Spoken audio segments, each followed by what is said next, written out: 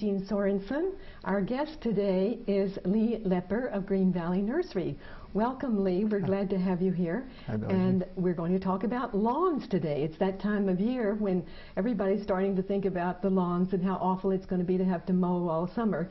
But in the meantime, we have to get the lawn ready to go. So what do we do to rejuvenate our lawns?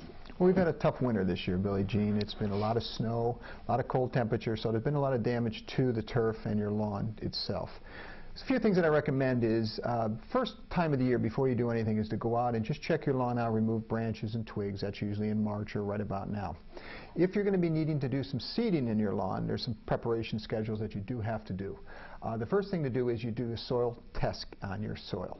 You should find out what your pH is and also what your nutrient levels are, what you might be needing in both the nitrogen, the phosphorus, and the potassium. How do you find out what your pH levels are? The pH level, you can either do a personal soil test kit available in most garden centers, or you can actually take soil samples and send it to your county extension agent.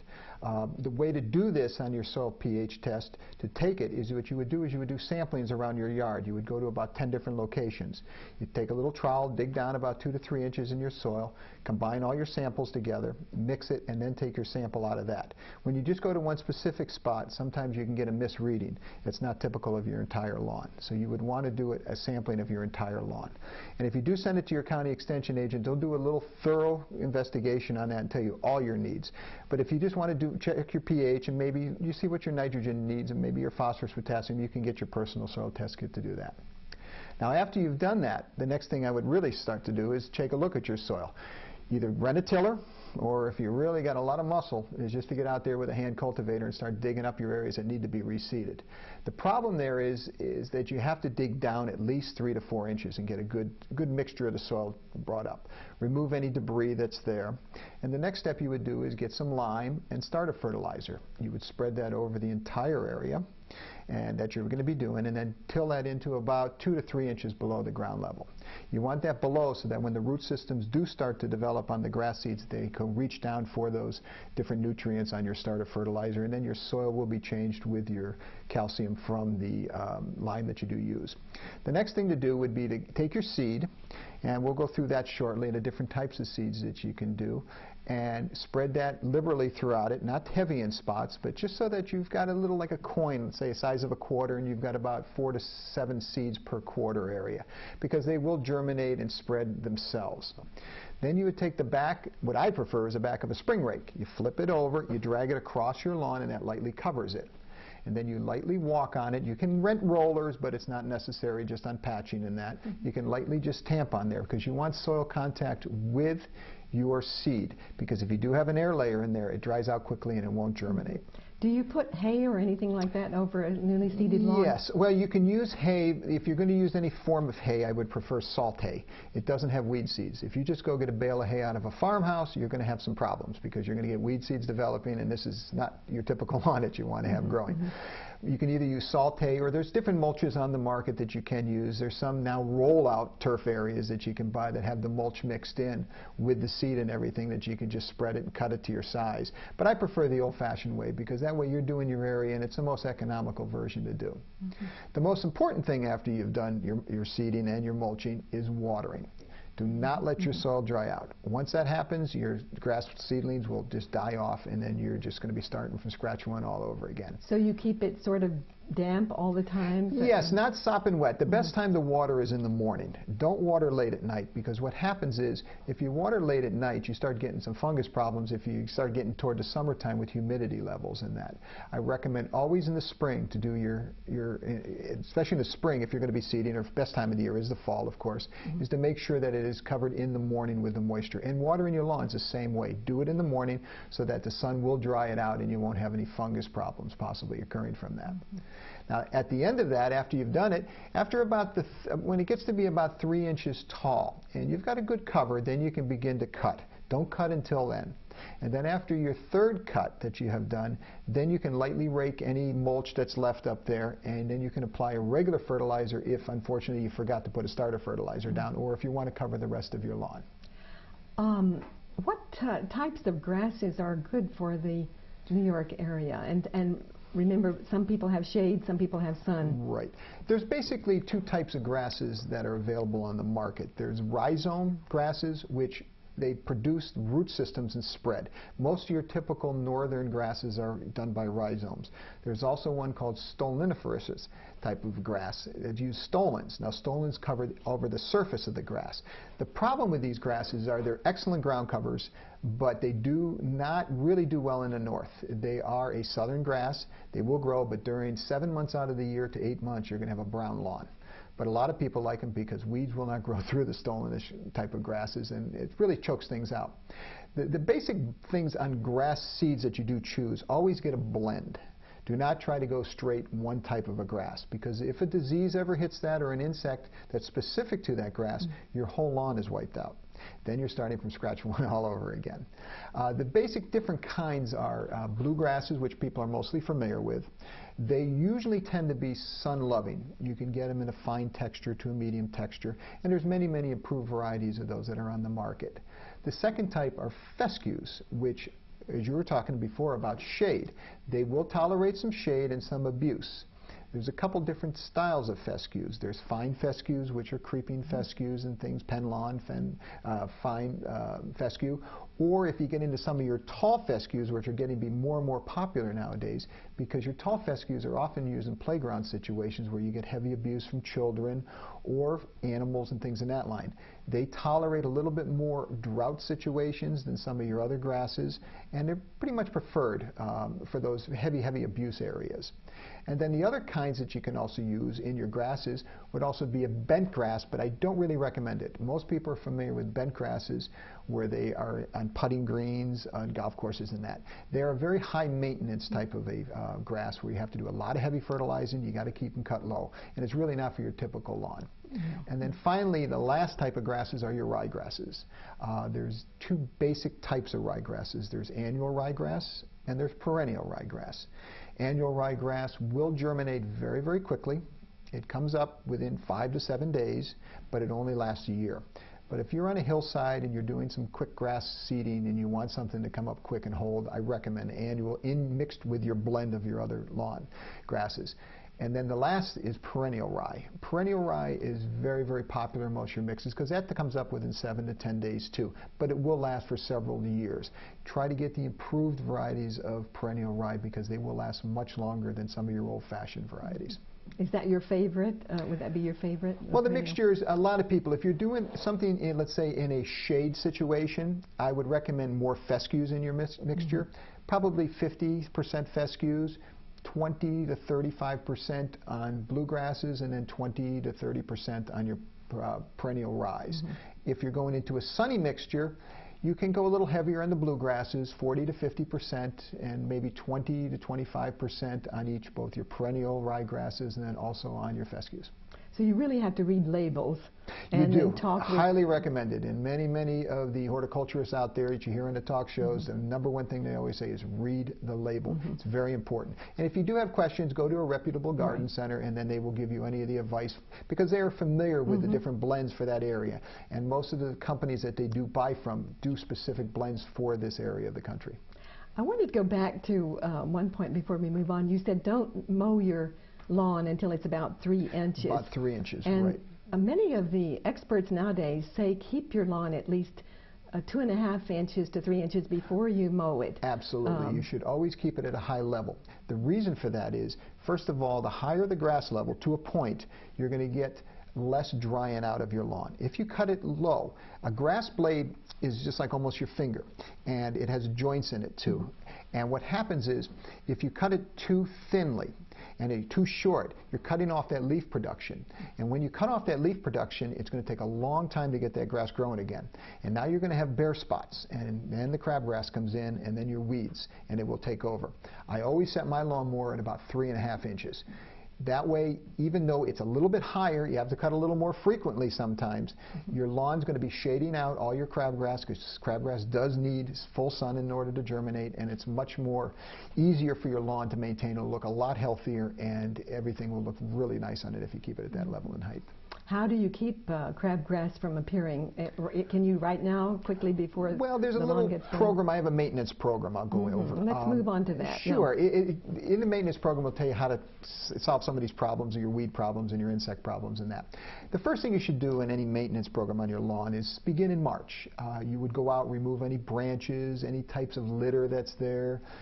People walk their dog, clean up your lawn of any of that, and try to notice if there's any frost heaves and things in that line that might have occurred from the winter. Do you rake mold it? problems. Well, I would wait until at least April, probably mid-April. If you start raking too early and the ground is still very tender, you're going to start ripping the root systems up, especially if it's very, very wet. Then you're going to have more problems because now you're going to have to do some heavy seeding in that in the springtime on that. But I would wait till about mid-April to start your raking and cleaning out, unless it's dried out. You know, you have some nice days, but we've having snow just recently and that just the other day. So it's a little bit early for that to have happen. Then the next thing you would get to, the first basic type of a maintenance of any application of anything would be mid-April. You were mentioned just about crabgrass before. Crabgrass preventers, if you wish to put those down to prevent anything from happening, should always be applied 1 week before the forsythia blossoms drop their new flowers. This is your prime time to put it down. It's a very, very good key that you can always keep an eye on because Mother Nature works where as soon as the forsythia blossoms drop, your crabgrass starts to germinate.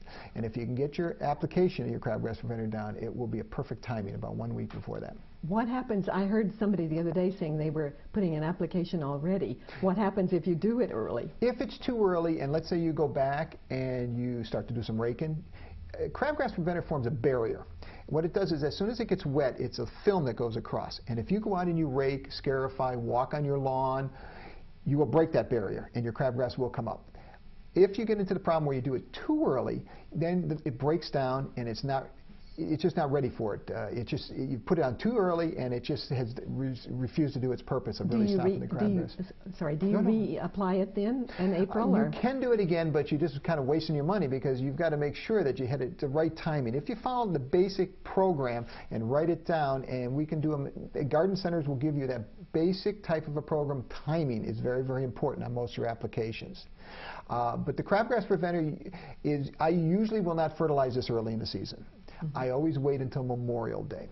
Because once you find out at the end of my program, your late fall application, you do not need to fertilize again until Memorial Day. You don't want to fertilize too early in the season because there is nitrogen already in the soil and your grass is doing quite well. And you'll see a flush green whether you fertilized or not from the previous season. The length of that green determines if you fall fertilized later on. So you were saying that in April then, you would simply put down a crabgrass preventer in mid-April. And then check your lawn to see if you have any damage from the winter from maybe snow mold, some certain diseases that might have occurred. Then I would wait until Memorial Day weekend. Then you can put on your application of your fertilizer. You can use a higher nitrogen. Check to see if you do have lawn weed problems such as dandelions, henbit, plantain, chickweed. You can apply a weed and feed at that time, which is a weed killer for broadleaf weeds, and then also your fertilizer combination at Memorial Day.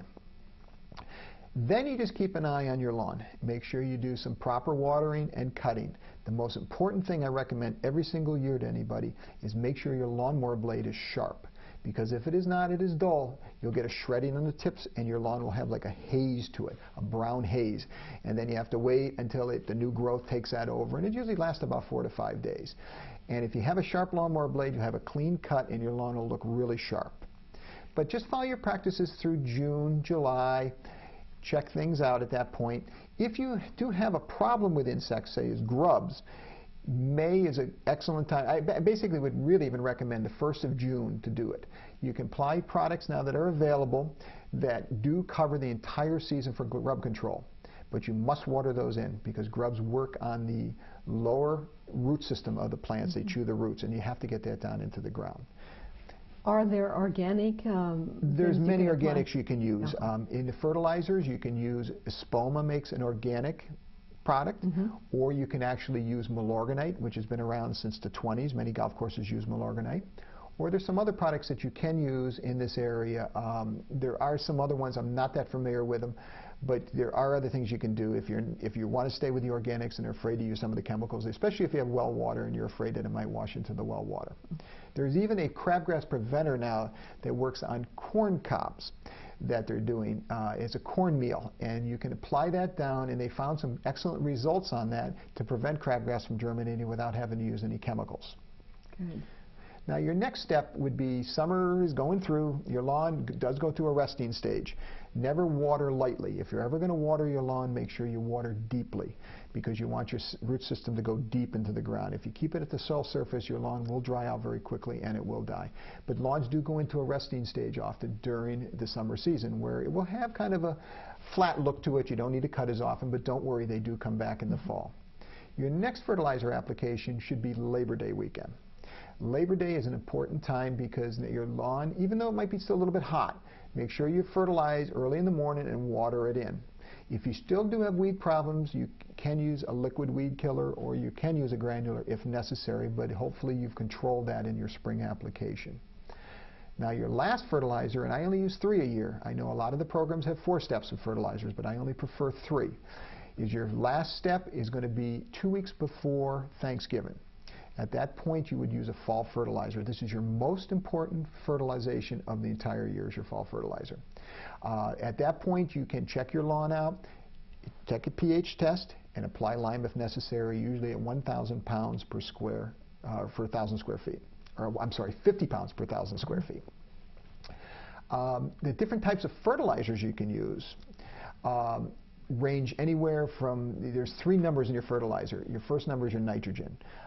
Your nitrogen, what that basically will do is provide greenness and sturdiness to your plants. It will help your stems grow, and it will give that lush color to your lawn. Nitrogen is very important to the lawn. It's a necessary type of an item to have in your fertilizers. Your second number is your phosphorus. Your phosphorus is one of your most important elements where it does promote early growth development and also does build the root system. And it helps make it sturdier and hold out during times of stress as summer would hit and also during the winter. Your last number is your potassium. Potassium is basically for the overall structure of the plant. It does help a lot. It does help prevent disease tolerance and also helps against insect problems. There are minor elements in most of your fertilizers. You don't really need to pay too much attention unless you've done a very strong soil test with the county extension and they say you might have some certain problems with some of your minor elements such as boron or magnesium or calcium that is tied up. Usually these elements, these minor elements, get tied up because of the pH is not at the correct level. If you keep your pH at the correct level, usually you will all have your minor elements and your major elements all available at the same time, and you shouldn't have any problems in that area. Sounds good. I think we've talked about some of the turf problems, but maybe you could go into that a little more. Sure.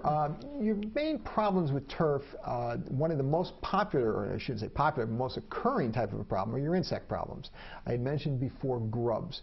Grubs are the larval stage of the Japanese beetle. The adult lays its eggs in June, July, buries down in the soil, and the grubs emerge at 2 times of the year, both in September and then also the mid-May. Your main problem that they do emerge is usually in the later part of the summer into the fall. Grubs do chew the root systems of the plants, so you will get a fading of color on the plants. You can take the turf, you can pick it up, and it'll lift it right up almost like a carpet. In these circumstances, there are products on the market. I don't know personally of any organic chemicals that will control this, but you would have to put down an insecticide and make sure that it's watered in there quite well. Other problems that occur from the grubs is often you get skunks digging the grubs up because it is a major food source. So you might come out one morning and see your lawn just torn to shreds if you do have a grub problem because the skunks are after them. Birds also. If you take care of the Japanese beetles some way, even organically, during the season, likely you wouldn't have as many. You probably grubs. wouldn't have as much. Yeah. The only thing is sometimes your neighbors might occasionally have, the old saying is, you can control the Japanese beetles in your lawn, but if your neighbors do nothing, they can always come back over from their house themselves. If it's kind of a group effort, there's many things on the market. There's the bags that have the pheromones which lure them. It's a sexual pheromone which lures them into the bags, and it's a collective way to do it, and it kills them. There are many different forms now that you can do on other insect problems too, especially in your garden where you can use things such as praying mantis massing eggs. You can use ladybugs for aphids and whiteflies and things in that line. So there's many organic ways to cover some of these insect problems. But it's keeping a track on it. If you let it go too long, then you're going to get into severe problems. But if you catch it, nip it in the bud, a lot of times it'll happen that you can solve these problems. Just a couple other problems are chinch bugs. Usually they occur more in the southern. They occur during the midsummer. It's a sucking insect. It does cause a yellow cast, and it just really looks terrible on your lawn. But you usually get that during real hot, dry times. Not a huge occurrence as much. And then you'll see ants every once in a while too. Ants really don't cause a lot of damage in the lawn, but they will. They're mounding and they're digging, and then they're just going to be everywhere, and it's more of a pest than anything else. But there are things that you can do to control those problems. And now your other thing would be diseases. Diseases, I would recommend, if you do see some fading in your lawn and that, take a sampling of your lawn, both good part and bad. It should be right on the edge, to either your garden center or your extension agent, and they will be able to identify the problem. Some of the main problems are leaf spot, which occurs usually in the spring. It's caused because of moist conditions, and it usually hits bluegrasses. You'll see like little lesions, little black spots all over your lawn with yellowing too. There are fusarium, which is another problem, which is called frog eye. Fusarium will do some damage where you'll see a green spot in the middle, and then there's a browny area, and then there's green on the outside. It's an unusual problem, but there are controls for that too. Brown patch is another one which occurs at high temperatures and high humidity, usually in midsummer, where you just get a browning out totally of your lawn, and then usually that has to be replaced. It's just not easy to bring that back. There's rust, there's snow moles, there's many different insect problems, but it's your first sign that you do see a problem. Dig up a section, put it in a plastic sealed bag, and bring it into your garden center, and then they will be able to identify the problem on that.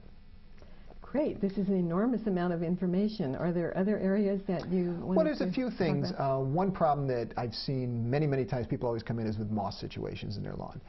Moss usually is an indication of three different things. Usually a low fertilization. They like barren soil that doesn't have much nutrient value because your lawn just can't produce anything in that area. Also a very low pH. In those circumstances, if you keep the pH up, oftentimes you will not get the moss. And shade conditions too, which is pretty evident in most places. Shade is a real problem that we see all the time. As I said before, the fescues and some of those grasses will tolerate shade, but when you get to a point where you're getting 95 to 100% shade, you're just not going to grow grass. Then you're going to need to do mulches. There are some perennials that do well in shade, pachysandra, things in that area. Well, we should all be able to have wonderful lawns after listening to all of your good advice. I do think we should mention to people, you know, that not to get terribly excited if it doesn't rain a lot in the summer and your lawn goes brown, because that lawn will come back and will be green again without much help. Absolutely. The thing, I mean, a lot of people do install irrigation systems, but as I mentioned before, always water in the morning. It's very important so that the sun dries the moisture off the grass blades so that you don't have a disease problem that could occur. And water thoroughly. If you're going to water 1 to 2 inches, and the best way to do that too is take a coffee can and put it at the end of your sprinkler system and mark it inside with a marker, and then you can judge when you get to 1 to 2 inches, just shut your system off. Or if it's on a timer, a lot of people have timers and things in that line, but if you're just using an oscillating sprinkler or something in that area, just do a coffee can at the end of your sprinkler, and then you can exactly know how much that you have watered on your lawn. Is there anything else we want to touch on? We have just a couple of minutes left. Well, there's left. A few things. Sure. A lot of people, too, have a thatch problem in their lawn. Thatch is a buildup of dead material that occurs because people have not been collecting a lot of their grass clippings, which is not a bad thing to do. There are mulching mowers out there to break it down, but if you do get a buildup, thatch gets to be a problem. Thatch is dead material that forms down below at the ground surface, and if it builds up and twines heavy enough, you're not going to get fertilizer penetration, and water will just basically run off. In these circumstances, a lot of times you can either hand rake it out, or there are mechanical machines that are works like little fingers that go and lift it up. The only problem with these machines is that they do some damage if you get a little bit too rough with them, and then you're going to be doing a lot of reseeding. A couple other things that you can get into in lawns. One of the problem that you might have would be bird problems. And usually birds are going after worms or sometimes the grubs and things in that line. There's not much you can do to really stop the birds from doing that by just getting rid of the source of their food. And then you'll be in good shape on that. Well, great. This is so much information, and thank you so much. Thank you You've been for a your wonderful time. guest. Appreciate that. Thank you.